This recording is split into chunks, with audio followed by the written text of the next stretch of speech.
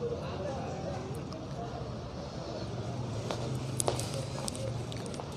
News portal देख रहे सभी दर्शकों को मेरा बहुत बहुत नमस्कार। आज तारीख है 21 और बार है सोमवार, यानी दिन भर की तमाम अपडेट और तमाम वो पहलू जिनको हम छू नहीं सके और उनको यहाँ मिल करके आपके साथ में, और फिर हम बातें करेंगे आपकी और हमारी।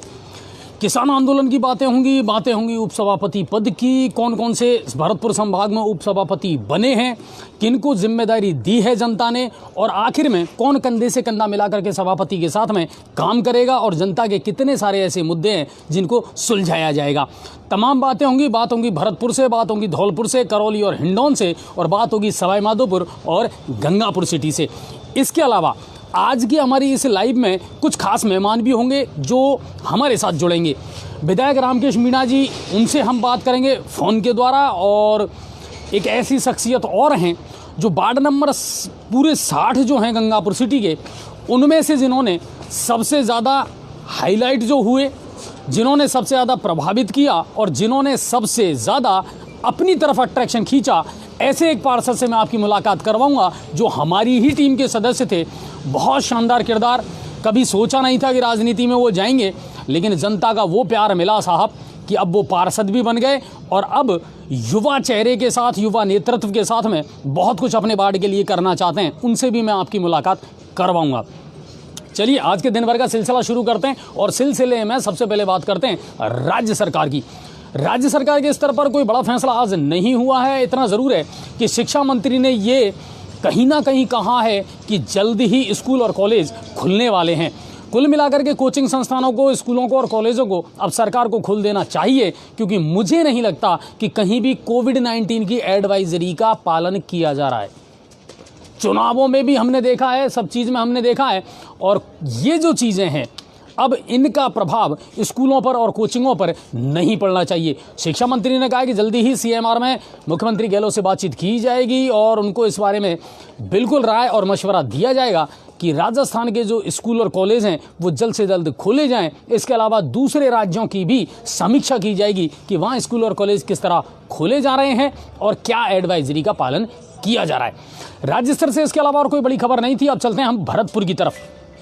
भरतपुर में क्या कुछ हुआ, तो भरतपुर से एक खबर आई है, किशोरी के साथ दुष्कर्म का एक मामला सामने आया है और नदवाई पुलिस ने मामला दर्ज कर लिया है। शौच क्रिया के लिए जाते समय गांव के ही कुछ युवकों ने उस युवती का अपहरण किया और इस घटना को अंजाम दिया। मामला दर्ज कर लिया गया है और पुलिस अब तलाशी कर रही है।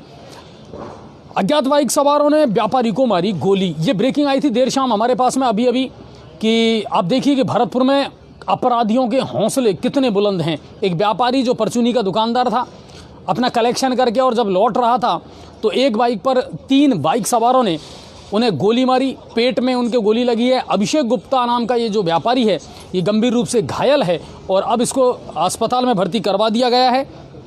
बयाना बैर रोड पर कनावर के पास इस घटना को अंजाम दिया गया है और अभिषेक गुप्ता नाम का ये व्यापारी है जिसकी पीठ पर गोली लगी है। बयाना में मंजू शर्मा बनी है उपाध्यक्ष। जी हाँ, कांग्रेस ने परचम फहराया है पूरे। अगर भरतपुर की बात की जाए तो बयाना में मंजू शर्मा, तो नदवई में पुष्पा और कुमेर में लक्ष्मीकांत ये उपाध्यक्ष बने हैं। बैर में गेरवरलाल शर्मा निर्विरोध उपाध्यक्ष चुने गए हैं, जबकि डीग में मनोहर लाल को उपाध्यक्ष के रूप में चुना गया है। इसी प्रकार भरतपुर से अगली खबर है। 5000 के 2 इनामी बदमाशों को पुलिस ने गिरफ्तार करने में कामयाबी हासिल की है। गिरफ्तारों जो बदमाश हुए हैं उनसे 2 पिस्टल और 2 देसी कट्टे पुलिस ने बरामद किए हैं। मथुरा में 2 माह में हुई चेन स्नैचिंग की जो घटनाएं थे उनका खुलासा हुआ है। थाना प्रभारी सीपी चौधरी ने इस कार्रवाई को अंजाम दिया। ये खबरें थी भरतपुर से। अब चलते हैं हम अगली खबर की तरफ और अगली खबर है धौलपुर से। धौलपुर में क्या कुछ हुआ, तो बाड़ी में कांग्रेस के अहमद जमा खां ये बने हैं साहब उपाध्यक्ष, क्योंकि धौलपुर में भी पूरी तरीके से छाई रही है कांग्रेस। तो बाड़ी में कांग्रेस के अहमद जमा खां, राजाखेड़ा में भारती, धौलपुर में कांग्रेस की माया ये बनी है उपाध्यक्ष। तो ये धौलपुर से खबर थी। इसके अलावा और कोई बड़ी क्राइम की खबर नहीं थी धौलपुर से। अब चलते हैं करौली की तरफ। करौली में क्या कुछ हुआ, तो करौली में सुनील सैनी ये उपाध्यक्ष बने कांग्रेस के और भाजपा के यतेंद्र को इन्होंने 13 मतों से हराया और इनको मिले 41 मत। यानी कांग्रेस का ही बोलबाला है। हिंडौन में लखींद्र चौधरी, ब्रिजेश जाटव बने हैं सभापति और लखींद्र चौधरी बने हैं उपसभापति। कांग्रेस का बोर्ड रहेगा, पिता पुत्र की रणनीति और राजनीति वहां पर चलेगी। मंत्री या विधायक भरोसीलाल जाटव वहां इस समय विधायक है हिंडौन में, और उनके बेटे ब्रिजेश जाटव अब वो सभापति बने हैं नगर परिषद हिंडौन के। तो कुल मिलाकर के ये देखना होगा विकास के किन नए आयामों को छू पाते हैं ये दोनों मिलकर के। टोडा भीम में कांग्रेस के इशाक वो बने हैं उपाध्यक्ष। टोडा भीम में सभापति बनी है कांग्रेस की अमृता मीणा, और उपाध्यक्ष जो बने हैं वो कांग्रेस के इशाक बने हैं। ये वहाँ से खबर थी। अब चलते हैं हमारे ज़िले की तरफ, यानी सवाई माधोपुर की तरफ। सवाई माधोपुर ज़िले में क्या कुछ हुआ, तो बिजली कर्मचारियों के साथ मारपीट का एक वीडियो बड़ा वायरल हो रहा है साहब कल से। और ये जो मामला है ये पचीपलिया एक गांव है जहां पर बिजली विभाग के कर्मचारी वसूली करने गए थे और ग्रामीणों ने उनके साथ में मारपीट की। ग्रामीणों का कहना था कि साहब बिजली विभाग के कर्मचारियों और अधिकारियों ने लोगों के साथ में अभद्रता की, अश्लील भाषा का प्रयोग किया और इस वजह से उनके साथ में मारपीट की गई। कुल मिलाकर के लगभग 20 मिनट तक गाली गलौच हुई, लाठी डंडों का और हाथापाई का प्रयोग किया गया और बिजली कर्मचारियों के साथ में ये दुर्व्यवहार किया गया। लेकिन अभी किसी भी पक्ष की तरफ से एफआईआर दर्ज नहीं करवाई गई है, कोई मुकदमा इसमें दर्ज नहीं हुआ है। जिले के पटवारियों ने कलेक्ट्रेट के सामने धरना प्रदर्शन किया है उनकी लंबित मांगों को लेकर के। जिला अध्यक्ष जो है पटवार संघ के राजाराम गुर्जर, उन्होंने कहा है कि साहब बहुत समय से लंबित मांगें चल रही हैं, सरकार बार बार आश्वासन तो दे रही है मगर उनको इनफील्ड एग्जीक्यूट नहीं किया जा रहा है, यानी जो मांगे हैं उनको स्वीकार नहीं किया जा रहा है, उनको माना नहीं जा रहा है। और पटवारियों की बहुत सारी ऐसी समस्याएं हैं साहब जिनको लेकर के वो समय समय पर आंदोलन करते रहे हैं और सरकार को ज्ञापन देते रहे मगर उनकी सुनी नहीं जा रही है। सबसे बड़ी मांग तो यह है पे ग्रेड को लेकर के। आज मूक रैली निकाली उन्होंने और वो चाहते हैं कि पे ग्रेड जो है वो 3600 कर दी जाए। इसके अलावा और बहुत सारी मांगें हैं पटवारियों की। उम्मीद करते हैं सरकार जल्द से जल्द सुनवाई करेगी और इस महकमे को कहीं ना कहीं राहत ज़रूर देगी। जिला कलेक्टर ने चिकित्सा विभाग की समीक्षा बैठक ली। सीएमएचओ, बीसीएमएचओ सबसे बातचीत की। टीकाकरण को लेकर के क्या योजनाएं चल रही हैं, पालनहार योजनाएं उसको लेकर के क्या मामला चल रहा है, जननी सुरक्षा योजना के जो पैसे अटके हुए हैं पिछले 6 महीने से 7 महीने से वो क्यों नहीं दिए जा रहे हैं।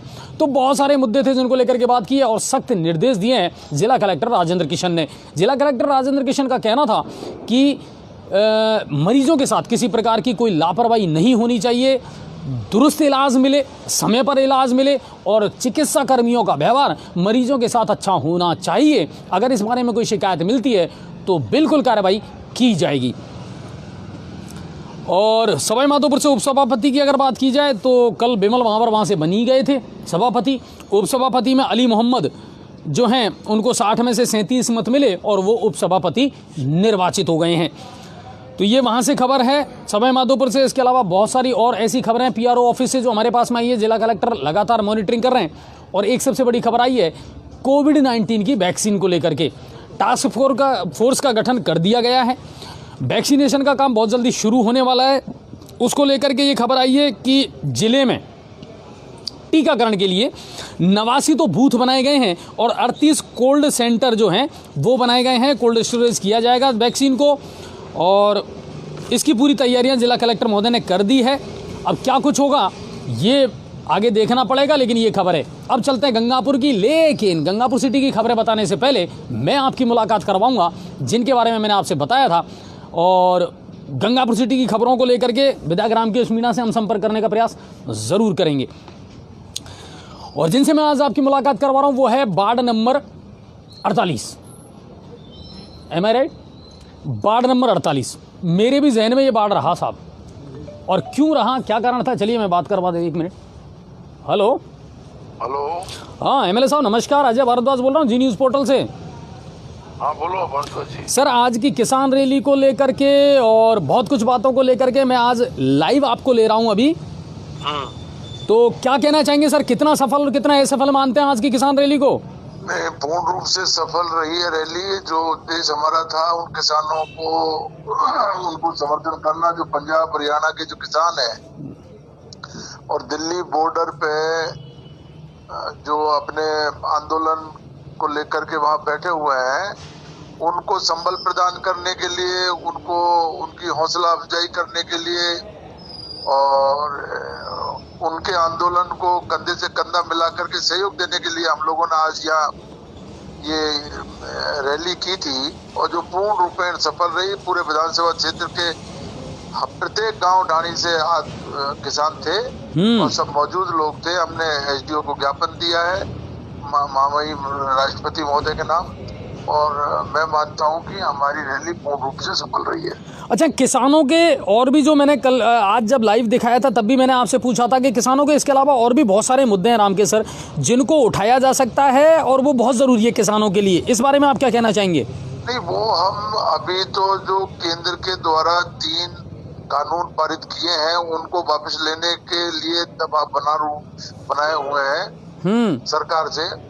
बाकी उसके अलावा एमएसपी का मैटर है और खाद बीज और दवाइयां, महंगाई का जो मुद्दा है वो प्रमुख मुद्दा है, और किसानों को और भी सहूलियत देने का वो सारे के सारे मुद्दे अभी जो है वो रोके हुए हैं।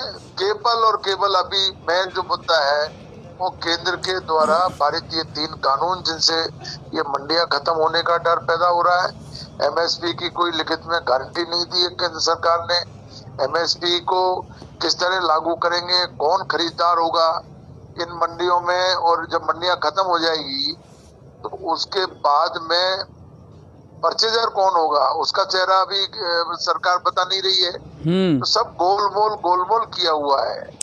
अच्छा राम के सर, एक बात और है कि बहुत सारे जो मुद्दे हैं, कुछ ऐसे मुद्दे हैं जो राज्य सरकार के लेवल पर सॉल्व होने चाहिए, और किसानों की भी ये मांगे हैं। जैसे एक तो बिजली के बिलों को लेकर के, और दूसरा रात में किसानों को सिंचाई के लिए जो बिजली दी जाती है।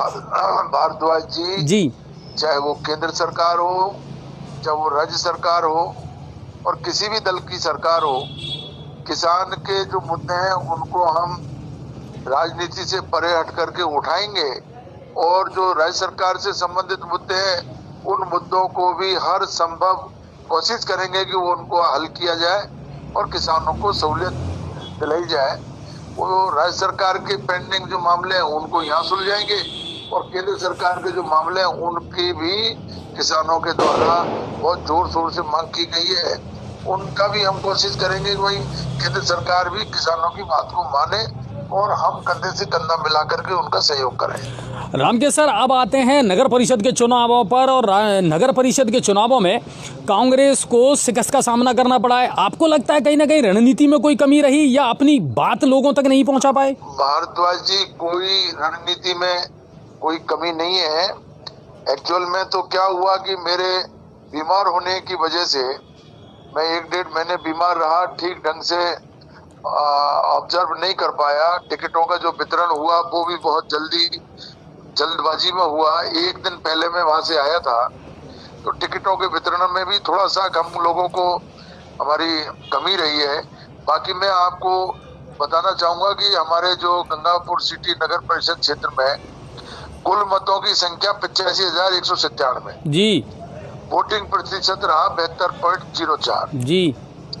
वोटिंग हुआ 61,379 वोट, और भारतीय जनता पार्टी को मिले हैं 17,078। ठीक है।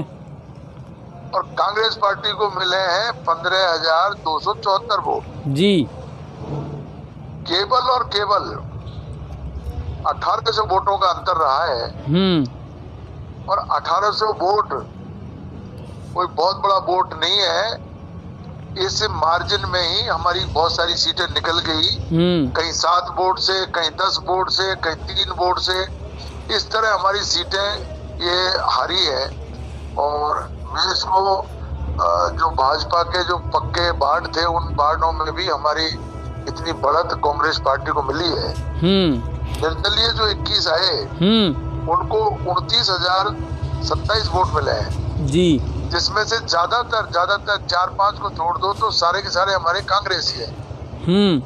तो 61,000 वोटों में से मात्र 17,000 वोट मिला है इनको, बीजेपी को। नहीं, बिल्कुल वोटिंग परसेंटेज कहीं ना कहीं कांग्रेस ने मारा है बाजी, इसमें कोई शक नहीं है। वोट बैंक 61,000 में से लगभग 40,000 वोट कांग्रेस का है। जो कांग्रेस को मिलता, अगर हमारी रणनीति में थोड़ा सा भी हम लोगों को टाइम मिल जाता और मैं निर्दलियों से मैं बातचीत कर लेता, मुझे टाइम नहीं मिला। एंड टाइम पे जब उन्होंने टिकट वितरण हो गया तो नाराजगी और बढ़ गई। मुझे उनको समझाने में और मेरी तरफ मेरे पक्ष में लेने में जो समय पे बात करनी थी वो मैं नहीं कर पाया। मेरी गलती रही है, मेरी बीमारी की वजह से ये हुआ, तो उसका खामियाजा हम लोगों को उठाना पड़ा। कांग्रेस हार गई। अच्छा, कहीं ना कहीं निर्दलियों को साधने में शायद डिले हो गया, क्योंकि आपकी बीमारी एक बहुत बड़ी वजह थी सर। उस समय आप फील्ड में नहीं थे और उस वजह से इसका खामियाजा कांग्रेस को भुगतना पड़ा, ये सही बात है। अब आगे आने वाले समय में एक बार तो आप सभापति और उपसभापति को मेरे ख्याल से शुभकामनाएं जरूर देंगे। नहीं, वो तो शुभकामनाएं है हमारी। शहर के लोगों ने उनको चुना है, उन पर विश्वास प्रकट किया है, उनको भारतीय जनता पार्टी को बहुमत दिया है, जनमत उनके साथ है, तो हमारी तो बहुत शुभकामनाएं उनको। वो शहर को विकास के रास्ते पे आगे बढ़ाए, हम पूरा सहयोग करेंगे उनको। कोई तरह की हमारे पार्ट में कोई कमी नहीं आने देंगे और शहर का मिलजुल करके विकास करेंगे। अच्छा, विधायक रामकेश मीणा और कांग्रेस सरकार ये आश्वस्त करती है कि आने वाले समय में दोनों मतलब नगर परिषद के साथ मिलकर के और शहर का विकास होगा। श्योर, हमारे पार्ट पे हम कोई कमी नहीं आने देंगे। हमसे जो सहयोग बन पड़ेगा, हमारे सहयोग की जहाँ जरूरत पड़ेगी वो आवश्यक रूप से हम सहयोग देंगे। नगर परिषद को ठीक ढंग से चलाने के लिए हमारा पूरा सहयोग रहेगा। शहर के बासिंदों को सभी वार्डों में सफाई का है, डेवलपमेंट का काम है। इधर पे अमृत योजना का काम चल रहा है, सीवरेज का काम चल रहा है। शहर पूरा खुदा पड़ा है, इसमें विकास के काम, सड़कों का निर्माण, ये सारे का सारा काम अभी होना है। अब देखना ये है कि ये लोग अभी पहली बार चुन करके आए हैं, राजनीति में भी कोई बहुत मैच्योर नहीं है, तो ये किस तरीके से शहर को किस रास्ते पे ले जाना चाहेंगे, कैसे ये काम करेंगे, ये अभी देखना है। नहीं, बिल्कुल ये देखना पड़ेगा और चुनौती उनके लिए भी बड़ी है और कहीं ना कहीं अब आने वाले 3 साल में आपके लिए भी चुनौती बड़ी है कि कॉम्बिनेशन बना करके और शहर की जो जनता है। मैं तो भारद्वाज जी कॉम्बिनेशन बनाने वाला ही आदमी हूँ। मेरे पहले के जो पीरियड रहा है उसमें बोरा जी मेरे साथ काम किए हुए हैं और उनके बाद में उनकी बहू संगीता जी चेयरमैन बनी, उन्होंने हमारे साथ काम किया है जी। तो हमने कभी उनके कोई काम में दखल नहीं दी। ये तो भाजपा की कल्चर है। मेरी बहू जिला प्रमुख थी, मुझे काम नहीं करने दिया पूरे 5 साल तक। बिल्कुल। हमारे माननीय विधायक मान सिंह जी हर बार जिला परिषद की बातों को ले लेकर के हमारे कामों में अड़ंगा लगाते रहे, प्रश्न उठाते रहे। इन्होंने जो पैसा मैं गंगापुर में लाना चाह रहा था जिला परिषद के माध्यम से, उस पैसे को कई बार अड़ंगा लगा करके और दूसरे विधानसभा क्षेत्रों में पैसा चला गया, लेकिन इन्होंने गंगापुर में नहीं आने दिया। तो ये इनकी कल्चर, इनकी सोच है, हमारी सोच नहीं है। हमने पहले भी इन लोगों के साथ काम किया, मिलकर के काम किया, अब भी मिलकर के काम करेंगे। अगर इन्होंने गड़बड़ की तो फिर बात अलग है, बाकी तो मेरी सोच ये है कि हम मिलकर के काम करें, शहर के विकास के लिए काम करें। जनता ने इनको चुना है, जनता ने मुझे चुना है, हमारा दायित्व है कि हम शहर का विकास करें। अच्छा, तो अब ये आश्वस्त आप करते हैं कि विधायक रामकेश मीणा फिर से एक्शन में आएंगे, बिल्कुल निकलेंगे सड़कों पर, देखेंगे समस्याओं को और सुलझाने का प्रयास करेंगे। मैं तो एक्शन में ही हूँ। मैं तो आपने आज भी देखा ना, क्या हम लोग जो काम कर रहे हैं उनको रैली निकाल करके हमने उनको पूरा समर्थन दिया है। हमारे किसान भाइयों की मदद के लिए हमने पूरी कोशिश की है। पूरे विधानसभा क्षेत्र से लोग आए आज, किसानों के हित में काम कर रहे हैं, व्यापारियों के हित में काम कर रहे हैं, मंडी के कर्मचारी अधिकारियों के हित में काम कर रहे हैं, मंडी के पल्लेदार हैं और मजदूर हैं, उन सबके हित में काम कर रहे हैं। ये मंडियां बंद अगर हो जाएगी, कितने लोग जो है ट्रेडर है और वहाँ का जो पल्लेदार है वो सब के सब, मुनी में पल्लेदार है, सब लोग बेरोजगार हो जाएंगे। और इन जो आड़ती है इनका क्या होगा, इन छोटे व्यापारियों का क्या होगा।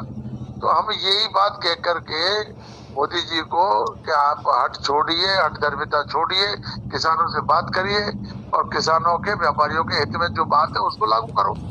चलिए विधायक सर, हमारी ओर से भी आपको भी शुभकामनाएं और नगर परिषद की जो नई टीम है उसको भी शुभकामनाएं, और हम उम्मीद ये करते हैं कि राजनीति से परे हट करके जी एक जरूर अनुरोध है जी भारद्वाज जी। बिल्कुल सर मैं जब कोरोना में ग्रसित था जी मेरे दोनों बेटे उसमें कोरोना से संक्रमित हो गए। बिल्कुल मेरा पूरा परिवार छोटे बच्चे तक उसमें संक्रमित हुए। 1.5 महीने में उसमें निकला हूँ बड़ी मुश्किल से। लेकिन आपने कभी जो है इस और ध्यान नहीं दिया, और आप इधर से उधर ये बातें करके आपने कोई मतलब एक बात को कई बार आप रिपीट करके मेरा पक्ष आपने कभी नहीं रखा। नहीं, बिल्कुल विधायक महोदय, मुझे लगता है कहीं ना कहीं कि आपको ये शिकायत हमसे ज़रूर रही होगी, लेकिन मुझे एक चीज़ जो सबसे बड़ी कमी खली है वो ये खली है कि आप लोगों में से किसी ने भी, कांग्रेस का कोई भी व्यक्ति, कोई भी प्रवक्ता अपना पक्ष कभी भी पता नहीं क्यों रख नहीं पाता, जबकि हम चाहते हैं कि आप भी अपना पक्ष रखें, आप भी लोगों के सामने आए और अपनी बात को बिल्कुल पुख्ता तरीके से रखें। जिस वक्त ये हादसे हुए उस वक्त भी हमें ये पता था कि रामकेश जी का पूरा परिवार जो है वो संक्रमित है, वो लोग यहाँ नहीं आ सकते, लेकिन आपने कभी इस बात को नहीं रखा। अभी कभी जब आपको अच्छी तरह पता है, मैं जब संक्रमित हुआ, मेरा जो उसका जो टेस्ट हुआ, उस टेस्ट का पूरे राजस्थान में, पूरे इंडिया में नाम गया, उसका जो है नंबर गया। हाँ बिल्कुल, सारे मोबाइल पे था। मेरी पॉजिटिव रिपोर्ट आई, वो भी मोबाइल पे थी। सब चीजों को पता है, यहाँ पुलिस को, प्रशासन को, आम नागरिक को, सबको पता था, आपको भी पता था। लेकिन आपने हर जगह मेरी गैर मौजूदगी में मेरा जो पक्ष रखना चाहिए था वो आपने नहीं रखा। मेरी जो बात जनता तक पहुंचनी चाहिए थी वो आपने नहीं पहुंचाई, इसकी मुझे बहुत शिकायत है। नहीं रामकेश सर, हम आपसे ये वादा करते हैं और हम आपको आश्वस्त करते हैं कि प्लीज़ आप हमें टाइम दें और अपनी बात को बिल्कुल पुख्ता तरीके से आप रखें। हम तो चाहते हैं कि एक सिक्के के दो पहलू, देखिए एक ही एक पक्ष अगर दिखाया जाएगा तो गलत हो जाएगा। तो वही चीज़ है कि हमको टाइम नहीं मिलता और हमको टाइम नहीं दिया जाता कांग्रेस के प्रवक्ताओं के द्वारा, कांग्रेस के कार्यकर्ताओं के द्वारा, तो हमें निराशा होती है सर। तो हम तो ये चाहेंगे कि आप हमेशा कभी आपने मेरे को फोन करके टाइम लेने की बात की क्या? नहीं, उस समय जब ये दौर चल रहा था सर, बिल्कुल आप उस समय संक्रमित थे और ये हमें पता था और ये पक्ष हमने रखा भी था, प्रशासन में भी हमने ये कहा था। इतना बड़ा हादसा हो गया। बिल्कुल सर, बिल्कुल। वो लड़का जो है 18 साल का निर्दोष बच्चा, वो मारा गया। बिल्कुल सर। उस समय भी मैं उस परिवार में नहीं आ पाया। आपने मेरा पक्ष तो रखा नहीं, और आप बार बार इधर की उधर बातें करके, और आपने नाजायज रूप से उस बात को और फैलाने की बात की। अच्छा एक बात बताओ, आपका मीडिया का आपका ये थोड़ी दायित्व बनता है। मीडिया का दायित्व जो सच्चाई है उसको उजागर करने की। बिल्कुल मैं भी वही कहना चाह रहा हूँ रामकेश सर कि अब उसके बाद आप उस पीड़ित परिवार से कब मिले? नहीं, मैंने जब मैं वहाँ संक्रमित था उसके बाद में मैंने पुलिस के माध्यम से पूछवाया। मैंने हमारे जो उपाधीक्षक है उनको वहाँ पर भेजा, उनके पास। मैंने वहाँ प्रशासन के लोगों को कहा, मैंने कहा साहब मैं आना चाहता हूँ। वो लोग मेरे से गाली गलौज और उल्टी सीधी बातें करके और मेरे को वहाँ जो है आने से ही मना करते हैं। मैं कैसे जाता वहाँ पर? नहीं, लेकिन आपका अपना गांव है सर, आपके अपने लोग हैं, कई बार मिसअंडरस्टैंडिंग हो जाती है। मेरा घर भी है। बिल्कुल। अगर मैं कोई जो है शोक प्रकट करने के लिए अगर किसी के यहाँ जाता हूँ, बिल्कुल सर, उनका बच्चा खत्म हुआ है, उनके दुख को, दर्द को मैं समझ सकता हूँ। एक माँ बाप के लिए कितनी पीड़ा का काम है ये। लेकिन उस समय अगर मेरे को वो वहाँ अलाउ नहीं कर रहे हैं, मना कर रहे हैं, तो मैं कैसे जाता? आपने कभी मेरे को पूछा भी है क्या?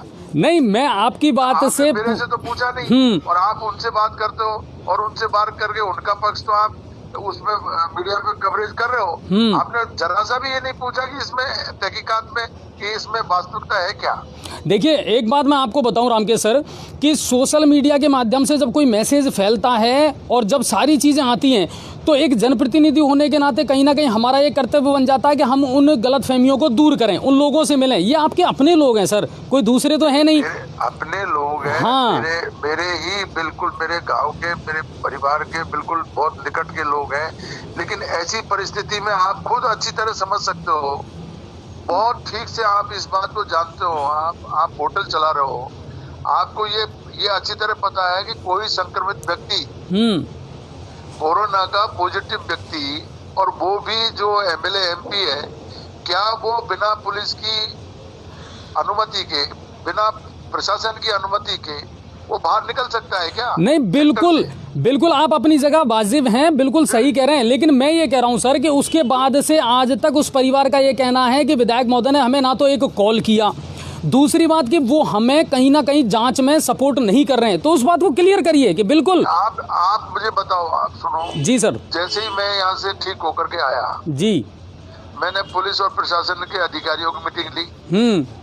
मैंने साफ तौर पर उनको कहा, पुलिस प्रशासन के अधिकारियों को, एसपी को, कलेक्टर को, किसी भी सूरत में आप अपराधियों को गिरफ्तार करो। वो अपराधी भी गिरफ्तार हुए। बिल्कुल। और उसके बाद में जो वहाँ जो पुलिस के जो अधिकारी थे, जिन्होंने 3 एफआईआर दर्ज होने के बाद में भी कार्रवाई नहीं की, उनका भी मैंने वजीरपुर में मीटिंग ली, क्योंकि यहाँ तो आचार संहिता लगी हुई थी। बिल्कुल सर, मैंने वो खबर हमने चलाई थी। मैंने अधिकारियों को निर्देशित किया कि किस व्यक्ति ने किस लेवल पे कहाँ गड़बड़ हुई है, क्यों नहीं कार्रवाई हुई 3 एफआईआर के बाद में भी। जिन लोगों ने भी गड़बड़ की है या जिन लोगों ने लापरवाही की है, उनको दंडित किया जाए। बिल्कुल। तो वहाँ का जो इंचार्ज है वो वहाँ सस्पेंड हुआ, उसको लाइन हाजिर करवाया, और लोग भी इधर से उधर हो गए उसमें। कई लोगों के खिलाफ कार्रवाई अभी प्रस्तावित है। बिल्कुल। तो आप ये कैसे नहीं मान रहे हो कि मैं काम नहीं कर रहा हूँ, और वो क्यों मान रहे हैं कि हम सहयोग नहीं कर रहे? नहीं, उसका अगर सहयोग नहीं किया होता तो ये आदमी जो अभी बिनोदा थाने का इंचार्ज है, ये सस्पेंड किसने करवाया? ये इसको लाइन हाजिर किसने करवाया है? जी, इनके कहने से लाइन हाजिर हुआ है कि वो नहीं, बिल्कुल ये लाइन हाजिर मैंने करवाया, उसको सस्पेंड मैंने करवाया, और उसको इस बात के लिए एसपी को कहा है कि इसके टाइम में ही 3 एफआईआर दर्ज हुई है, इसने क्यों नहीं कार्रवाई की? उसको जो है चार्जशीट फ्रेम हो रही है। तो ये सब कार्रवाइयां मेरे कहने के बाद हुई है, और मैंने अभी भी पुलिस को कह रखा है कि आप उसमें त्वरित कार्रवाई करें, और जो भी अपराधी बचे हुए हैं उनकी गिरफ्तारी करें। मैं यही कर सकता हूँ, और पूरी निगाह है मेरी। अच्छा, मेरी एक रिक्वेस्ट है कि आप कब मिलना चाहेंगे पीड़ित परिवार से? पीड़ित परिवार से कब मिलना चाहेंगे? जी न्यूज़ पोर्टल आपके लिए और उनके लिए पहल करता है कि आप बिल्कुल मिलें, उनके प्रति जो हमदर्दी है, क्योंकि ये सही बात है कि सर आपका और उनका जो संबंध है ना, वो किसी और का नहीं हो सकता। डिबशा है, छोटी उदई है, खिदरपुर है। मैं तो हर समय में मिलना चाहूंगा जी, और उनके दुख में शरीक होना चाहूंगा, लेकिन वो मेरे को इस बात के लिए अलाउ करें, और इस बात के लिए थोड़ी उनकी इजाजत के बिना मैं जा नहीं सकता हूँ घर पे। बिल्कुल। वो तो जब मुझे इजाजत देंगे मैं मिलूंगा उनसे, मेरी बात रखूंगा, और मैं उनके गिले शिकवे दूर करूंगा, उनकी शंकाएं दूर करूंगा। अगर मैं कोई उनके मन में शंका है, उस शंका का समाधान करूंगा मैं। नहीं, बिल्कुल। और हम भी आज आपको लाइव के माध्यम से जितने लोगों ने सुना है ना सर, उन सबको भी खुशी हुई होगी कि कहीं आज आपने अपना पक्ष रखा, और मैं भी उस परिवार से बात करके ये कहूँगा कि बिल्कुल आपके साथ पूरे कंधे से कंधा मिलाकर के विधायक रामकेश जी साथ में हैं, और अगर आपको कोई शिकायत है तो बिल्कुल आप बेझिझक आप जो है चश्मदीद गवाह रह सकते हैं, मौजूद रह सकते हैं। जी सर। आपको खुद को पता लग जाएगा कि उनकी शंकाओं का, उनके मन में जो बात है, उस बात का एक बात का जो है मैं उसका जवाब दूंगा, उनकी शंकाओं का समाधान करूंगा। शंका किसी से भी हो सकती है, गलतफहमी हो सकती है। बिल्कुल बिल्कुल, गफलत किसी से भी हो सकती है सर, गलतफहमी हो रही होगी। बिल्कुल। रामराज है, वो इंद्राज है, वो मेरे बिल्कुल बहुत नजदीक के लोग हैं, परिवार के लोग हैं। तो ऐसा कुछ नहीं है, बरसों बरस पीढ़ियों से संबंध है उन परिवार से, लेकिन अब ये क्यों, किसकी गफलत की वजह से ये इतनी बात पैदा हुई है, और इसकी सबकी जो वजह है वो ये है कि मैं खुद बीमार हो गया। बीमार होने की वजह से मैं समय पे आ नहीं पाया, और जो हमारे राजनीतिक विरोधी हैं, लोगों को मौका मिल करके, और उसके बाद का बतंगड़ बना करके जो परिवार से हमारे 2-2, 3-3 पीढ़ी के संबंध थे, वो पीढ़ियों के संबंध खत्म करवा दिए। तो ये सब राजनीति में चलता रहता है। जब भी मौका मिलेगा, सत्य का बिल्कुल निश्चित रूप से उजागर होगा। सत्य छुप नहीं सकता। वो तो उनको खुद को पता लग जाएगा कि मेरा कोई उसमें ऐसा दोष नहीं है। मैं पूरी तरीके से पहले भी उनके साथ था, आज भी उनके साथ। मेरी एक मजबूरी ये रही। जबरदस्त मजबूरी है। बिल्कुल रामके सर, मुझे लगता है कि उस समय का जो मामला था ना, वो शायद सबसे ज़्यादा ब्लाइंड इसीलिए हुआ कि आप संक्रमित थे, लोगों से मिल नहीं पाए, और फिर उस समय जो अफवाहें फैली, जो सब कुछ हुआ, उसने कहीं ना कहीं प्रभाव ज़्यादा छोड़ा। जी जी, चलिए रही, और इसका एक जो मुख्य कारण जो मैंने आपको बता दिया। जी सर, जी सर। बाकी तो सब जो है मिलने पर और बातचीत करने पर, जैसी समय आएगा, उपयुक्त समय आएगा, मैं मिलूंगा उनसे, शंका समाधान करूंगा, बातचीत भी करूंगा और पूरी मदद करूंगा उनकी दुख में। मेरा दुख है, आपके पोर्टल के माध्यम से भी मैं कहना चाहूंगा, मेरे को उस परिवार के साथ जबरदस्त साथ, उस परिवार के साथ नहीं, इस तरह की कोई हादसा अगर विधानसभा क्षेत्र में कहीं भी होता है जी, तो मेरी मोरल ड्यूटी है, मेरा नैतिक दायित्व है कि मैं उनसे उनकी मदद करूं, उनके दुख में शरीक हूं, और मैं ऐसा करता भी आया हूं। लेकिन ऐसे समय पे अब जब मैं खुद लाचार हो गया, मजबूर हो गया, तो मेरी मजबूरी थी कि मैं क्या करता, मैं आ नहीं सकता था। नहीं, बिल्कुल। और विधायक महोदय, हम एक रिक्वेस्ट और आपसे करेंगे कि बिल्कुल आप बेझिझक होकर के अपना पक्ष रखें। हमें कोई लेना देना नहीं है कि कांग्रेस कौन है और बीजेपी कौन है। हम इतना जानते हैं कि जनप्रतिनिधि होता है और उसकी जिम्मेदारी ज़्यादा होती है। 302 के केस में जो एक 18 साल का निर्दोष बच्चा मरा, उसमें कौन बीजेपी कौन कांग्रेस? बिल्कुल सही बात है सर। तो चलिए, आज आपसे बहुत अच्छी बातें हुई हैं सर, और उम्मीद करते हैं कि बहुत अच्छा मैसेज लोगों में जाएगा, और आप अपना पक्ष जब भी रखना चाहें और जहां आपको ज़रूरत हो, बिल्कुल बेझिझक आप हमें बताइए। वो लोग जब भी उनके परिवार मुझे अलाउ करेगा, मैंने उनके यहाँ कहा हुआ है, जब भी वो मुझे अलाउ करेंगे उनकी तरफ से, मैं तुरंत 1000 काम छोड़ करके भी उनके घर जाऊंगा, उनके घर जा करके और उनके दुख में शरीक होऊंगा, उनसे बातचीत करूंगा। अच्छा, फिलहाल जो उनकी लंबित मांगे हैं वो कहीं ना कहीं आपके नोटिस में है और उनको लेकर के आप कार्रवाई कर रहे हैं सर?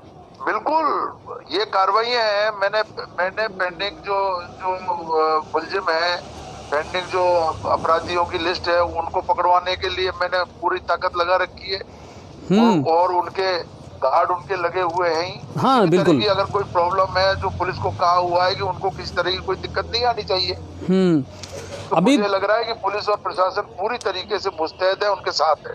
अच्छा, अभी वो लोग सिर्फ यही कह रहे हैं कि साहब, एक तो उनके खेत सूने पड़े हैं, वो अभी निर्भीकता के साथ अपने खेतों में जा नहीं पा रहे हैं, और जो गिरोह है वो पकड़ में नहीं आया है, अभी भी धमकियां और गवाहों को डराया जा रहा है। अब ये तो मुझे ये जानकारी में नहीं है, लेकिन अब पुलिस जो तत्परता से जो कार्रवाई कर रही थी, और उसमें तत्परता में ही पुलिस अगर इतनी तत्परता से कार्रवाई नहीं करती तो ये मुलजिम पकड़ में भी नहीं आते। बहन मुलजिम और वो जो है वो तो पकड़ में आ ही गए। नहीं, बिल्कुल सर। बाद में जो बचे हुए हैं उनमें भी पुलिस कार्रवाई कर रही है, और मैं और 1-2 दिन में और समीक्षा बैठक करूंगा, हमारे जो पुलिस के अधिकारी हैं उनसे बातचीत करूंगा, और मुझे उम्मीद है कि पुलिस निश्चित रूप से अंजाम तक पहुंचेगी, सब अपराधियों को गिरफ्तार करेगी, इनको सजा दिलाएगी जिन्होंने अपराध किया है। नहीं, बिल्कुल विधायक सर, और हम ये चाहेंगे कि उनकी जो लंबित मांगे हैं उन पर भी आप गौर करके, और बिल्कुल उनकी जो मांगे हैं वो मांगों को भी पूरा कराने के लिए प्रशासन से हम बात करेंगे, और पूरी तरीके से उस परिवार के साथ रहेंगे। चलिए, बहुत बहुत धन्यवाद सर, आज आपने इतना टाइम दिया उसके लिए आपका बहुत बहुत शुक्रिया, और फिर अगर कहीं की जरूरत महसूस हुई तो हम बेझिझक आपको कॉल करेंगे सर। धन्यवाद। ये थे हमारे साथ विधायक रामकेश मीणा। बातें कहाँ से शुरू हुई और कहाँ पर जाकर के ख़त्म हुई, बातों का सिलसिला लंबा चला साहब, और लंबा इसलिए चला साहब क्योंकि बहुत कुछ मुद्दे थे साहब जो सीनों में दफन थे और आज वो बाहर निकले। उनका कहना था कि कहीं ना कहीं जी न्यूज़ पोर्टल जो है उसने उनकी छवि को सही तरीके से पेश नहीं किया, जबकि हमारा ये मानना है कि साहब हमने तो 2 कदम हमेशा आगे बढ़ाए थे, मगर पता नहीं क्यों या तो विधायक साहब या कांग्रेस के जितने भी प्रवक्ता और नेता हैं वो हमेशा जी न्यूज़ पोर्टल से दूर भागने का प्रयास करते हैं। आपकी बातें हैं तो हमारे सामने रखो। और दूसरी बात, सोशल साइट पर जितने आपके ऑडियो वायरल हुए हैं, वीडियो वायरल हुए हैं, उनके बारे में भी आपको खुलकर जवाब देना पड़ेगा, क्योंकि ये हम नहीं कहते साहब, ये सोशल मीडिया का ज़माना है, और खबरें जो होती हैं ना साहब, आपकी छींक भी अखबार की सुर्खी बन जाती है, और अगर इन सुर्खियों को आपको कहीं ना कहीं रोकना है तो जनता में अच्छे मैसेज आपको देने पड़ेंगे। हम ना बीजेपी करते ना कांग्रेस करते, बस इतना जानते हैं हर खबर लाइव दिखाते हैं, और लाइव में जो दिखता है ना साहब वो सबको नज़र आता है। उनका अपना दर्द है, राजनीति अपनी जगह है, लेकिन कुल मिलाकर के यह है कि बहुत अच्छे माहौल में बात हुई और रामकेश जी ने कहा है तो हम भी उनको ये भरोसा दिलाते हैं कि नहीं बिल्कुल सर, आप जब भी अपना पक्ष रखना चाहेंगे बेझिझक जी न्यूज़ पोर्टल आपका साथ देगा। आप अगर उस पीड़ित परिवार से मिलना चाहते हैं बिल्कुल जी न्यूज़ पोर्टल आपका साथ देगा, लेकिन दिलों के बीच में जो गलतफहमी की दीवार खड़ी हुई है वो कहीं ना कहीं दूर करनी पड़ेगी। तो बहुत बहुत शुक्रिया और उम्मीद करते हैं कि नए सभापति और उपसभापति के साथ मिलकर के विधायक रामकेश मीणा और कांग्रेस की सरकार जो है वो गंगापुर सिटी का भाग्य बहुत खूबसूरत तरीके से लिखेगी। और अब उनसे मुलाकात करते हैं जिनसे मुलाकात का मैंने आपसे किया था वादा और जो बहुत कुछ करने का रखते हैं इरादा, यानी विनोद गुप्ता, वार्ड नंबर 48। आइए विनोद जी और ज्वाइन कीजिए मुझे। विनोद जी, सबसे पहले तो आपका स्वागत है जी न्यूज़ पोर्टल पर और इस चीज़ के लिए बधाई कि अब आप पार्षद बन गए हैं। बिल्कुल, धन्यवाद अजय जी। और सबसे पहले मैं आपके जी न्यूज़ पोर्टल को बधाई देना चाहता हूं कि उन्होंने मुझे आपके मंच पर जगह दी।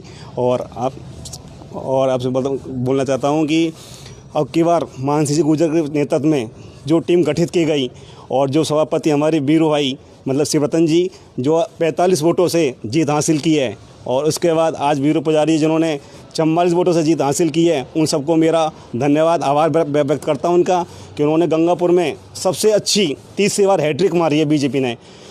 और इसके बाद तो मैं बताना चाहता हूं आपको कि अब गंगापुर सिटी में वो विकास होगा जो किसी ने सोचा भी नहीं होगा। अच्छा एक बात बताओ विनोद सर, वैसे तो आप हमारी ही टीम के सदस्य हैं, बहुत दिन कोरोना टाइम में जब लॉकडाउन चल रहा था साथ साथ कैमरा भी आपने हमारे साथ में चलाया है, सोचा था राजनीति में आने के बारे में? बिल्कुल नहीं सर, मैं राजनीति में मैंने सोचा ही नहीं था कि मैं राजनीति में आऊँगा, ना मुझे इलेक्शन लड़ने का बिल्कुल भी तजुर्बा नहीं था कि मैं इलेक्शन लड़ूंगा। ये तो हमने क्या कि हमने अपनी युवा टीम गठित की थी, जब हमने कॉलोनी की समस्या देखी कि हमारे सुबह जो हमारी माता बहनें हैं वो जाती है पानी लेने जाती है, कहीं नल नहीं आ रहे, जो हमारे गंदगी है जो भी सबसे हमारे जो पूजनीय पिताजी है या भाई है जो सुबह नालियों में साफ करते हैं, तो हमने सोचा कि इन सब से निजात कैसा पाया जाए।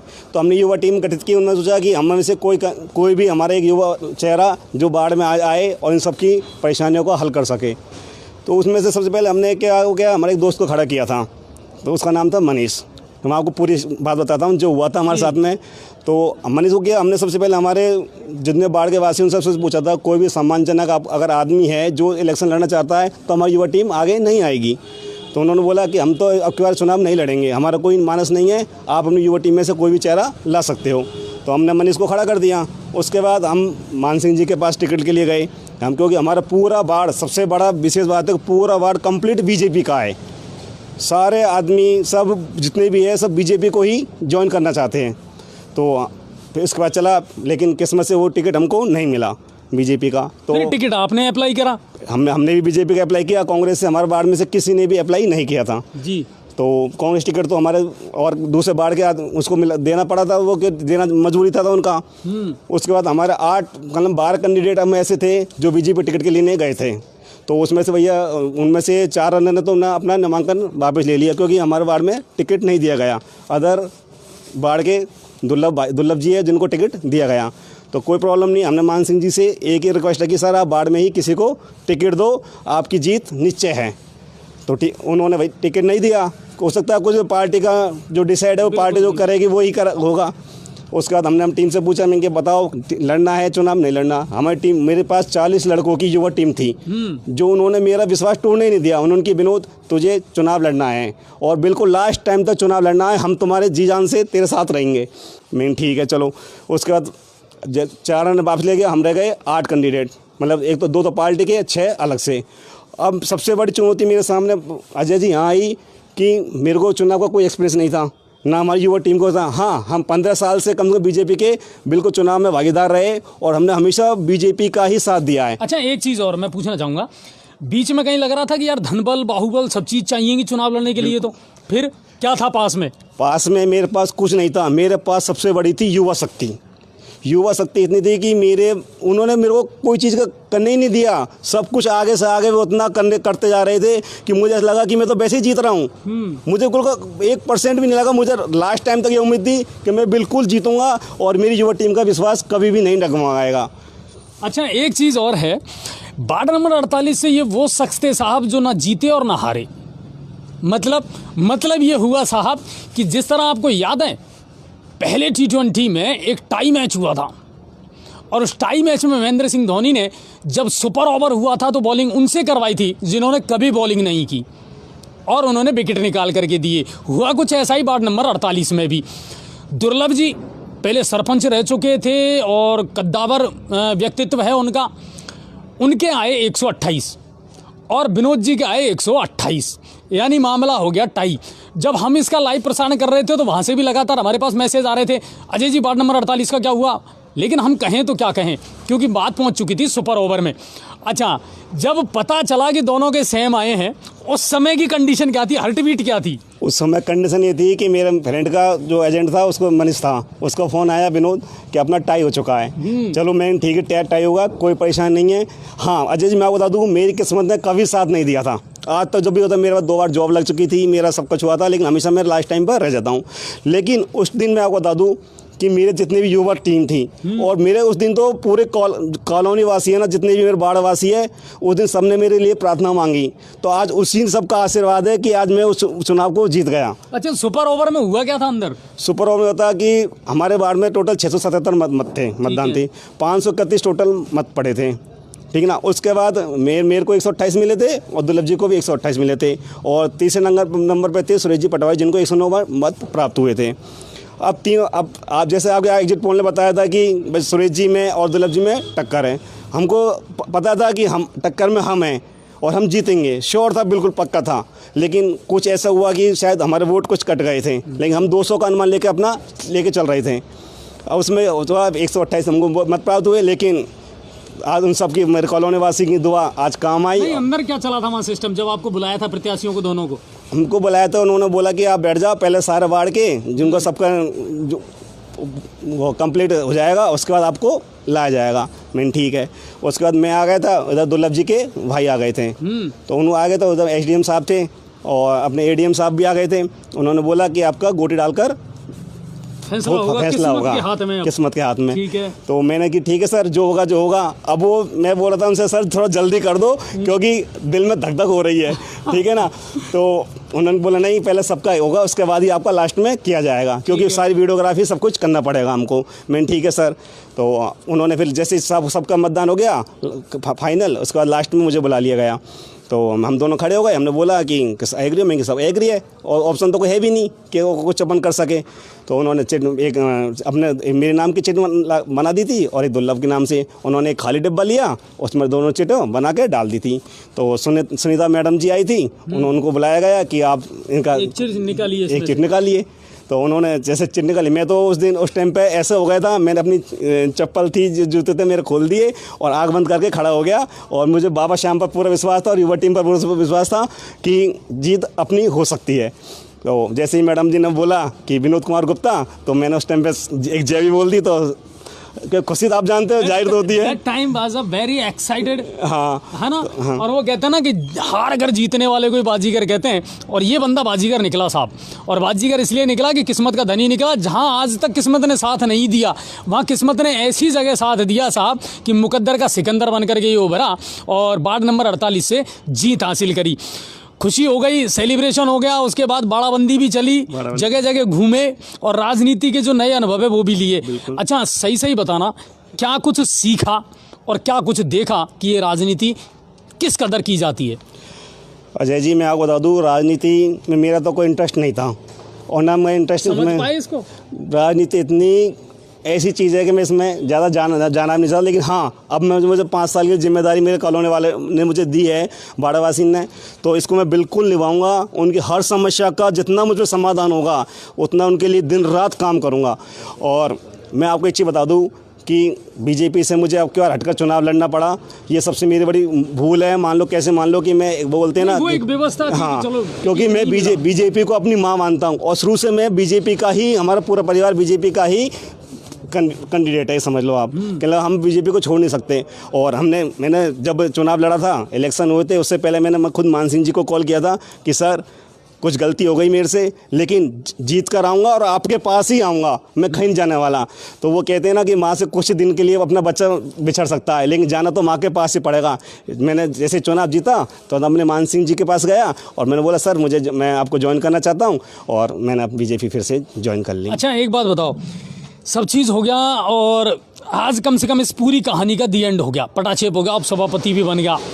अब देखनी है सूरत नगर परिषद की, जहां आज से पहले जन्म प्रमाण पत्र बनवाने, फलाना काम करवाना, ढीका काम करवाने जाने पड़ते थे साहब और बड़े चक्कर काटने पड़ते थे। अब उसकी नुमाइंदगी करेंगे आप, ठीक है, यानी अपने वार्ड का वहां पर आप प्रतिनिधित्व करेंगे।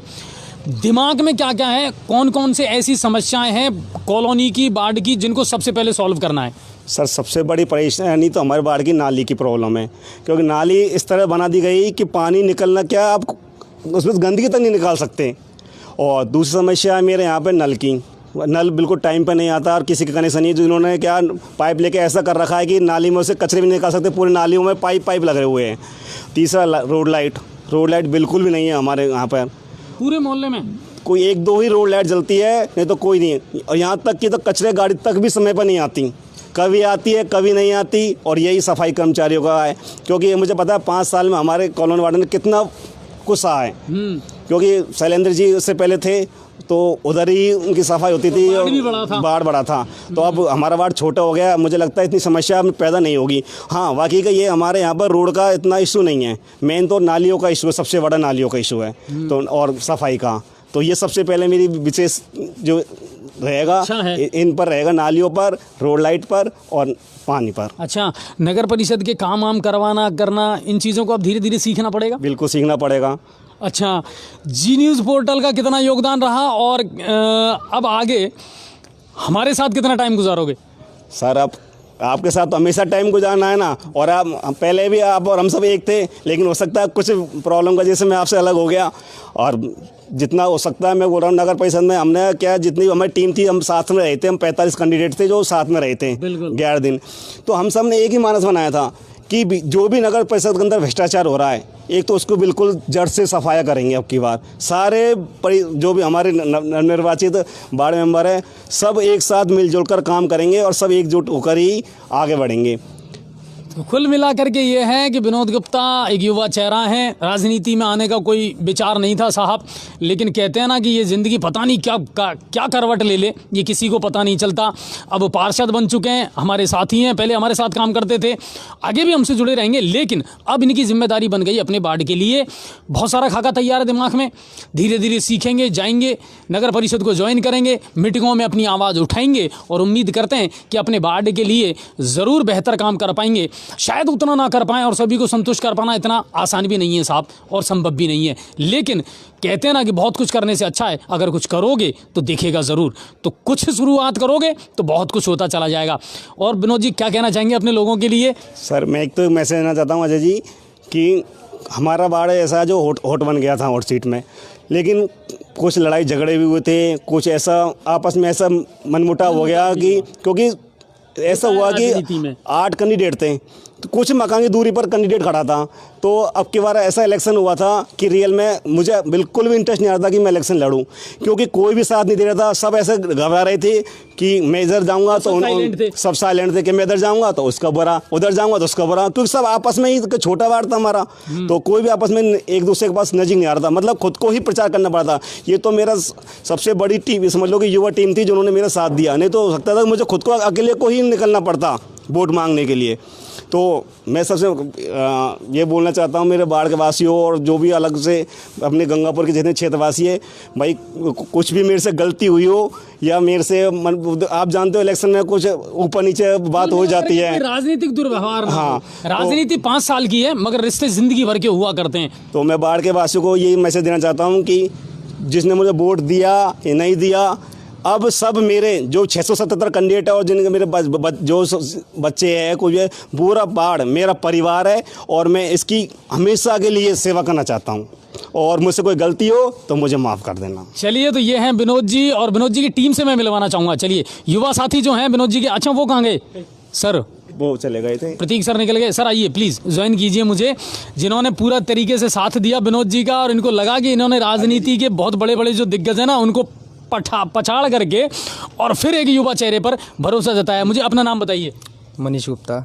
मनीष जी, कैसा रहा इस बार का अनुभव चुनावों में और एक युवा चेहरे पर दाव लगाया आप लोगों ने?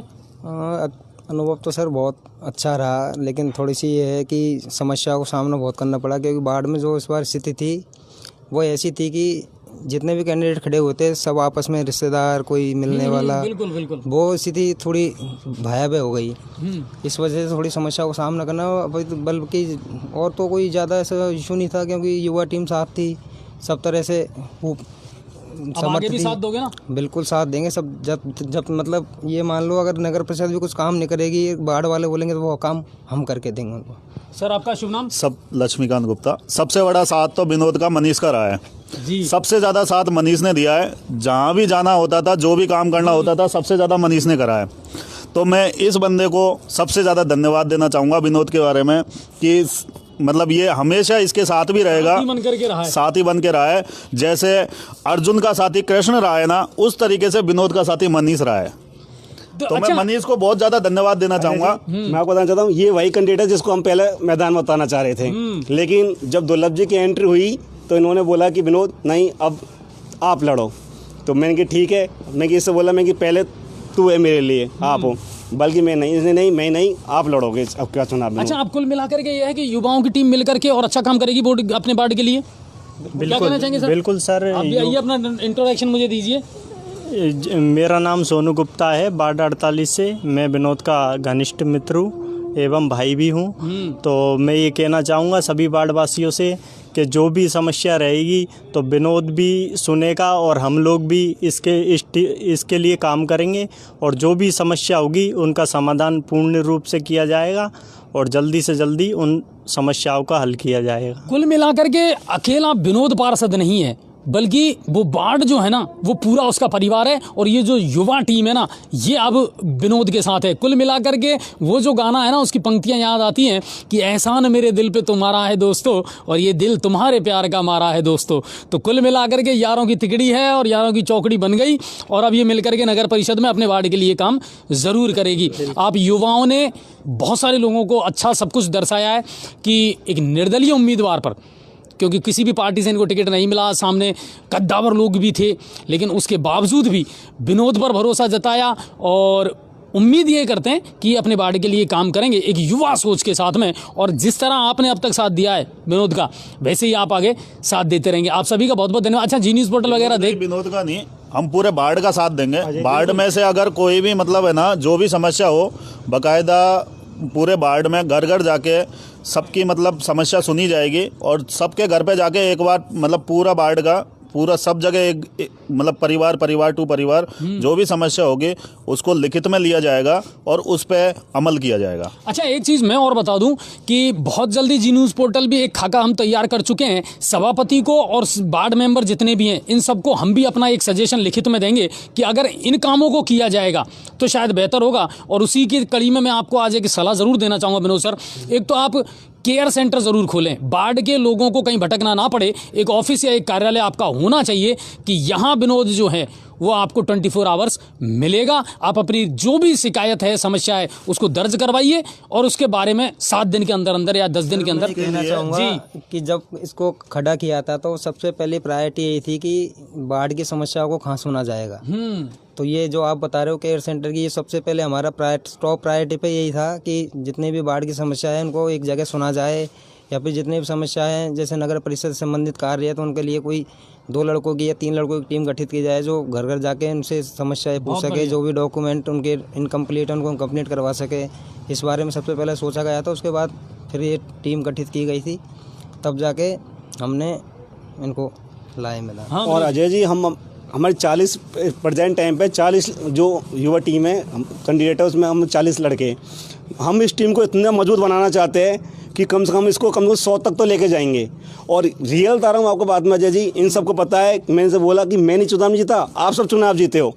और ये कोई भी बाढ़ के वासी हमारे मुझसे अगर मैं नहीं करता हूँ, इनसे बोलो, ये भी आप रियल उतना ही इम्पोर्टेंट है। ये 24 आवर्स उनकी सेवा में हाजिर रहेंगे। ये नहीं, और आने वाले टाइम में जब जैसा भी है, जैसे युवा शक्ति बढ़ती जाएगी, टीम बढ़ती जाएगी, तो आने वाले टाइम में कोई अगर नया वार्ड मेंबर भी आता है तो कम से कम ये तो है ना कि उसको ये लगे कि हाँ कोई हमारे साथ है। बिल्कुल सही बात है। और तो देखिए उसको भी ऐसा देखना नहीं पड़े कि भाई अगर मैं नहीं रहता हूँ, कोई समस्या आती है तो कम से कम वो तो टीम पे भरोसा करके छोड़ सकता है उस वार्ड में। नहीं, बिल्कुल। और देखिए ये एक टीम वर्क ही होना चाहिए मेरे ख्याल से। एक आदमी के भरोसे आप पूरे वार्ड को छोड़ भी नहीं सकते। विनोद हैं, राजनीति का अनुभव नहीं है, पहली बार नगर परिषद पहुंचेंगे, लेकिन कुल मिलाकर के ये है जब युवाओं की टीम साथ होती है ना सर, तो मुश्किल कुछ भी नहीं है। पढ़े लिखे हैं, समझदार हैं, एजुकेटेड हैं, योजनाओं की जानकारी रखते हैं, तो मुश्किलें कहाँ आने वाली हैं? कहीं नहीं आने वाली। अजय जी, मैं आपको बता दूं, आपके नगर चुनाव में सबसे ज्यादा युवा चेहरों को लाया गया है।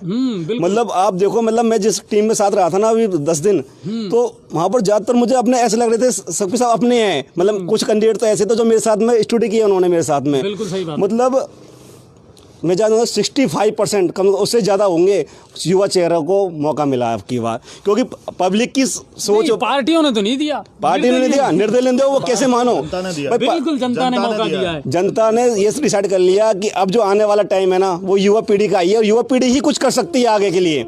और क्योंकि आप जानते हो भाई, नाइट रात में अगर कोई बात होती है तो आप जानते हो बड़े आदमी नहीं आ सकते इतना। युवा पीढ़ी को आप कभी फ़ोन करिए, 24 घंटे युवा पीढ़ी बिल्कुल सामने आ जाती है तुरंत। और आप जानते हो युवा टीम को तो सब अपने टीम गठित रहती है, तो एक साथ रहते। तो कुल मिलाकर के युवाओं का जोश रहेगा, नई सोच रहेगी, अच्छी सोच रहेगी, और अपने वार्ड का विकास जरूर करेंगे। अब बहुत कुछ सीखना है, बहुत कुछ समझना है, और उसके बाद में फिर एक एक कदम आगे बढ़ना है और वार्ड का विकास करवाना है। ये कहना है विनोद गुप्ता का, जो वार्ड नंबर 48 से आए, सुपर ओवर में मैच जीता और आखिर में युवाओं के दम पर एक अपनी टीम खड़ी कर ली।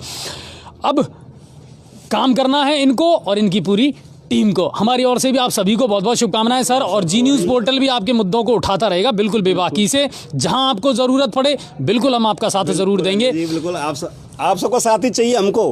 बिल्कुल बिल्कुल। जो हमको प्रॉब्लम होगी वो जी पोर्टल पे तो हम बोलेंगे, जी न्यूज़ पे ऐसा तो है। माध्यम बन चुका है आज गंगापुर सिटी के अंदर कि हर किसी व्यक्ति की छोटी से छोटी समस्याओं को जो निकाल के लाता है ना, वो जी न्यूज़ पोर्टल है। नहीं बिल्कुल, और हम आपका पूरा साथ देंगे और आपकी पूरी युवा टीम को एक बार हमारी ओर से फिर से शुभकामनाएं। आपका बहुत बहुत धन्यवाद, आपने यहाँ टाइम दिया, आज हम साथ में यहाँ मिले, अपनी बातें शेयर की इसके लिए। और जब भी ज़रूरत होगी आपको फिर से हम इनवाइट ज़रूर करेंगे जी न्यूज़ पोर्टल पर। और मैं आपको बता दूँ अजय जी, पदम जी और मैंने तो बिल्कुल डिसाइड कर लिया कि अब की बार भ्रष्टाचार तो बिल्कुल ही नहीं होने देंगे हम, और साथ मिलकर काम करेंगे। तो सबसे बड़ा खुशी मुझे आई, पदम जी आए, मुझे सबसे ज़्यादा खुशी पदम जी के आने पर हुई। चलिए, और पदम जी को भी बहुत जल्दी हम लाइव लेकर के आएंगे। थैंक यू विनोद जी, और बहुत बहुत धन्यवाद। और जी न्यूज़ पोर्टल पर आज हमारी मुलाकात हुई विनोद जी से। पदम जी भी जीत गए, जल्दी उनको लाइव भी लेकर के हम आएंगे कुछ बातचीत करने के बाद में। तो ये आज की तमाम खबरें रही और उम्मीद करता हूँ आपको सब ये पसंद आई होंगी, अच्छी लगी होंगी। अब चलते हैं गंगापुर सिटी की तरफ। तो गंगापुर सिटी से जो बड़ी खबरें हैं, एक तो उपसभापति यस बीरू पुजारी। अच्छा, अब की बार कॉम्बिनेशन देखिए आप, सभापति बना है बीरू गुट्टा और उपसभापति बना है बीरू पुजारी, यानी बीरूओं के हाथों में रहेगी नगर परिषद रूपी बसंती की कमान। अब देखना होगा कि क्या चलता है क्या नहीं चलता। किसान रैली का आयोजन किया गया विधायक रामकेश मीणा के नेतृत्व में। फल सब्जी मंडी से शुरुआत हुई, लगभग 1000 से ज़्यादा किसानों ने इसमें भाग लिया और एसडीएम को ज्ञापन सौंपा राष्ट्रपति के नाम। अच्छा खासा हुजूम था, लेकिन किसान रैली कम और भाजपा विरोधी रैली ज़्यादा नज़र आई। जिस तरह के वहाँ नारे लग रहे थे, और एक स्वस्थ लोकतंत्र की परिभाषा में, या हम ये नहीं कह सकते कि हमारे देश के प्रधानमंत्री से हम ये कहें कि मोदी तेरी चिता जलेगी, ये शब्द शायद अच्छे नहीं लगते। किसानों के साथ हम हैं, किसानों का दर्द बिल्कुल सरकार को सुनना चाहिए, लेकिन लोकतंत्र को जीवित रखना भी कहीं ना कहीं हमारा फ़र्ज़ ज़रूर बनता है। आज की किसान रैली कहा जा सकता है कि औसतन सफल रही।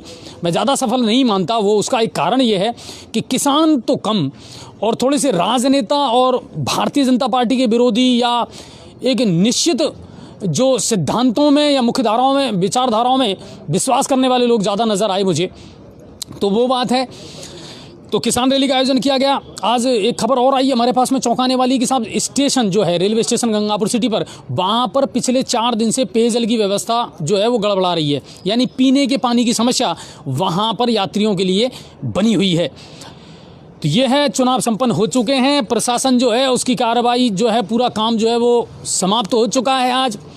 और अब सभापति और उपसभापति गंगापुर सिटी को मिल गए हैं। चुनौतियां बड़ी हैं साहब, और उम्मीद करते हैं कि नई साल जब आएगी और जनवरी शुरू होगी तो नया सूरज गंगापुर सिटी के लिए भी खिलेगा और विकास के नए आयाम स्थापित करेगा। विधायक रामकेश मीणा जी से भी हमने आज ये पूछा था कि बिल्कुल राजनीति को दूर हटा करके और कहीं ना कहीं कॉम्बिनेशन के साथ अगर विकास किया जाएगा तो बिल्कुल ये शहर फिर से उठ खड़ा होगा और जितनी भी दुर्दशा आपको नज़र आ रही है वो डेफिनेटली ख़त्म होगी, पूरी होगी।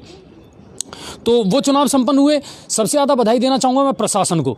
प्रशासन ने इन चुनावों को बहुत ही बढ़िया तरीके से संपन्न करवाया। लगभग 1-1.5 महीने से अपनी तैयारी कर रहा था प्रशासन, और पुलिस प्रशासन हो, एडीएम नवरत्न कोहली जी हैं, एसडीएम अनिल चौधरी जी निर्वाचन अधिकारी की भूमिका निभा रहे थे, एएसपी हिमांशु जी, पुलिस उपाधीक्षक कालूराम जी, बावनवास के वृत्ताधिकारी हैं तेज कुमार जी। इन सब लोगों ने बेहतरीन तरीके से काम किया। टीम मैनेजमेंट बहुत अच्छा था, अच्छे सिस्टम के साथ चले और उसका रिजल्ट ये निकला कि बहुत ही शांतिपूर्ण तरीके से और निर्भीक तरीके से ये चुनाव संपन्न हुए।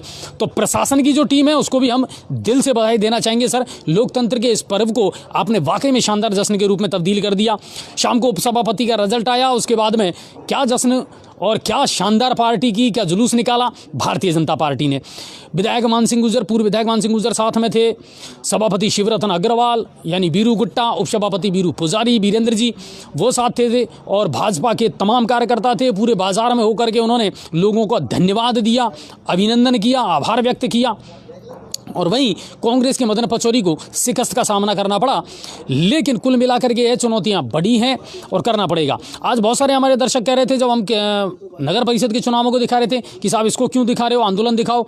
मैं अपने जितने भी दर्शक हैं उनसे कहना चाहूँगा कि खबरें आपके टेस्ट की हों ये ज़रूरी नहीं है। हमारे लिए हर खबर महत्वपूर्ण है और हर खबर को दिखाना हमारे लिए ज़रूरी है। और ये भी निश्चित मानिए जो खबर आपको पसंद नहीं है, इम्पोर्टेंट नहीं है कि वो दूसरों को पसंद ना आए।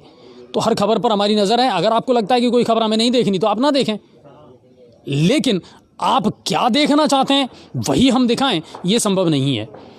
तो बहुत सारी खबरें आपको दिखाई और अब कुल मिलाकर के ये है कि ये एक कहानी तो बंद हो गई। वजीरपुर से एक कहानी और हमारे पास में आई है, गांव देमोली, और देमोली में अब से 1 महीने पहले शहीद रेख सिंह की मूर्ति को खंडित कर दिया गया था, शहीद की प्रतिमा को खंडित कर दिया गया था। अब ये मामला तूल पकड़ता जा रहा है और इस मामले में 23 दिसंबर को जाट समाज की जो हैं उनकी मीटिंग होने वाली है समाज की, और वो लोग प्रदर्शन करने वाले हैं। प्रशासन को इसकी सूचना है, लेकिन अभी तक इस मामले में कोई कार्रवाई प्रशासन ने नहीं की है देमोली से, और हम प्रयास करेंगे कि शायद वहाँ से हम लाइव दिखा पाएँ आपको। एक चौंकाने वाली खबर और मेरे पास में आई है, जो देख रहे हैं प्रशासनिक अधिकारी उनसे भी मेरी रिक्वेस्ट है कि तलावड़ा में जो बिजली विभाग का पावर हाउस है वहाँ वाटर वर्क्स की एक बोरिंग लगाई गई है, और वहाँ के जो बिजली विभाग के ठेकेदार हैं वो अपने सिंचाई के काम में यानी अपने निजी काम में उस सार्वजनिक बोरिंग का उपयोग कर रहे हैं सर, और ये बिल्कुल लीगल बात नहीं है। सार्वजनिक बोरिंग है, उसका आप अपने निजी काम के लिए उपयोग में नहीं कर सकते। और यही खबर हमारे पास में आई है पीलौदा से भी। चंबल का पानी जो है पेयजल के लिए दिया गया है, लेकिन कुछ लोग ऐसे हैं जो उस पानी का इस्तेमाल सिंचाई के लिए कर रहे हैं, दिन रात मोटर चला करके, और वो पानी खेतों में दिया जा रहा है। अगर इस तरह के मामले हैं तो प्रशासन से मेरी रिक्वेस्ट है कि सर प्लीज़ तुरंत इनको दिखवाएं प्रभाव से, अगर कोई इस तरह का कर रहा है तो ये खबरें ज़रूर आज वहाँ से चौंकाने वाली आई। इसके अलावा और कोई बड़ी खबर नहीं थी और सब कुछ ठीक ठाक है। प्रशासन के लिए एक बार फिर से धन्यवाद। चुनाव संपन्न हो चुके हैं, शहर के नए मुस्तकबिल मिल चुके हैं, कौन होगा सभापति कौन होगा उपसभापति ये सब कुछ पता चल चुका है। जी न्यूज़ पोर्टल निष्पक्ष तरीके से निर्भीक तरीके से खबरें दिखाता रहेगा और दिखाएगा वही जो दिखेगा। अच्छा करोगे तो भी दिखेगा और बुरा करोगे तो भी दिखेगा साहब। तो अब आपको डिसाइड करना है आप अच्छा करना चाहते हैं या बुरा करना चाहते हैं। तमाम लाइव खबरें हम आपको दिखाते रहेंगे और उम्मीद करते हैं कि आप ज़्यादा से ज़्यादा लोगों को इन्वाइट करेंगे कि जी न्यूज़ पोर्टल, अगर विश्वसनीयता देखनी है, निष्पक्ष खबरें देखनी है तो आपको जी न्यूज़ पोर्टल लाइक और फॉलो करना पड़ेगा। तो आप बिल्कुल फेसबुक पर, यूट्यूब पर हमारी खबरें देख सकते हैं और लाइक और शेयर ज़रूर करें, ज़्यादा से ज़्यादा लोगों तक पहुँचें। और जितने भी लोग हमें अप्रिशिएट करते हैं, धन्यवाद देते हैं, उनका भी बहुत बहुत शुक्रिया। आप दर्शक हैं जिनकी ताकत हमारे साथ है, आपकी एनर्जी हमारे साथ है और हम निष्पक्ष खबरें लगातार आपको दिखाते रहेंगे। चलिए टाइम हो चुका है, सर्दी थोड़ी सी कम है, मगर हाँ इतना ज़रूर कहूँगा कि शीतलहर का प्रकोप जारी है और आने वाले 5 दिन के लिए अलर्ट घोषित किया है मौसम विभाग ने कुछ जिलों में। यानी सर्दी ज़्यादा पड़ेगी या गर्जना के साथ बरसात भी हो सकती है।